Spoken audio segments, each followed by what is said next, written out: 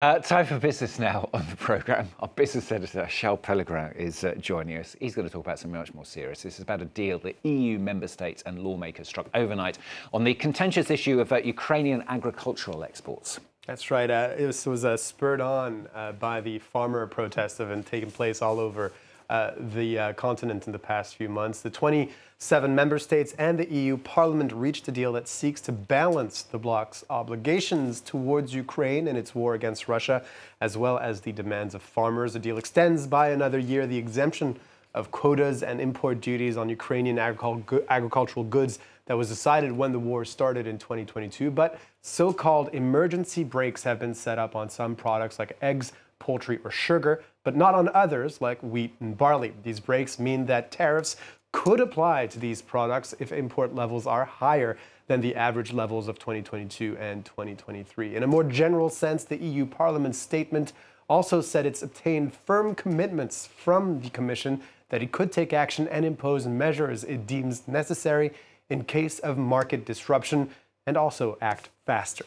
So, Sean, what exactly prompted these negotiations and the new agreement as well? Well, European farmers across the bloc have been negatively impacted by the sudden surge in Ukrainian agricultural imports in the wake of Russia's invasion, to the extent that countries like Poland took unilateral measures to limit the flow of these goods. You can see here the sudden boost in exports from Ukraine after the start of the war in early 2022. In 2021, those were estimated at just over $7.5 billion. In 2022, that figure went up to $12.9 billion. EU farmers believe there is unfair competition from Ukraine, which is not subject to the same regulations when it comes to the size of farms or the use of pesticides, for instance. The deal might alleviate some of these concerns, but doesn't go as far as what they wanted. For instance, EU lawmakers were hoping to secure emergency brakes for a wider range of products, including wheat, and they also were hoping to set the threshold at which these brakes would apply at a lower level, as they're currently only based on the import levels reached since the war started, which is considerably higher. The Parliament and EU Council will now both have to give final approval for this deal. They have until June 5th, when the current suspension expires. Ukraine's Prime Minister this Wednesday morning, meanwhile, welcomed the provisional deal, saying it will allow his country to support its producers and maintain export levels. Charles Pellegrin following that story for us on France 24. Now, US lawmakers are racing to pass a bill that could ban TikTok in the US unless its Chinese owner ByteDance sells the video app. This is over concerns the app could be a threat to US national security. Security officials will be holding a briefing for senators on the Commerce and Intelligence Committees on this matter this Wednesday. Beijing has said the proposal is way over the line. China's authorities have signaled they won't allow a forced sale of the platform and its globally coveted secret algorithm. Liza Kamenoff has more on how the ban could affect American content producers. It was the second most popular app in the United States in 2023. TikTok has over 150 million monthly users in the country, but could soon disappear from the US market.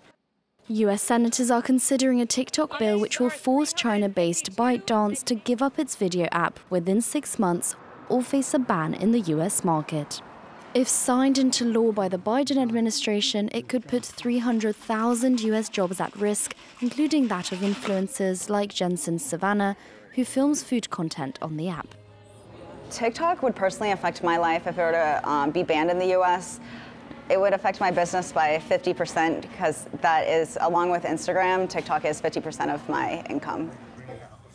It would affect my pockets, but I do believe that it would push me to have to find new ways to replace that income. US lawmakers and security agencies say that TikTok presents a threat due to China having access to users' data, which they fear could be used for espionage and propaganda dissemination across the platform. TikTok denied the allegations, pointing to the $1.5 billion Project Texas, which the company put in place to make sure US user data is stored in the States. The House bill has got the backing of key senators like Senate Intelligence Committee Chair Mark Warner, but others have opposed it, saying it needs a full amendment process before being signed. And we'll be keeping an eye on those Senate committee hearings there on the TikTok issue in the US. Great, Charles, thanks very much. Charles Pellegrin, our business editor there.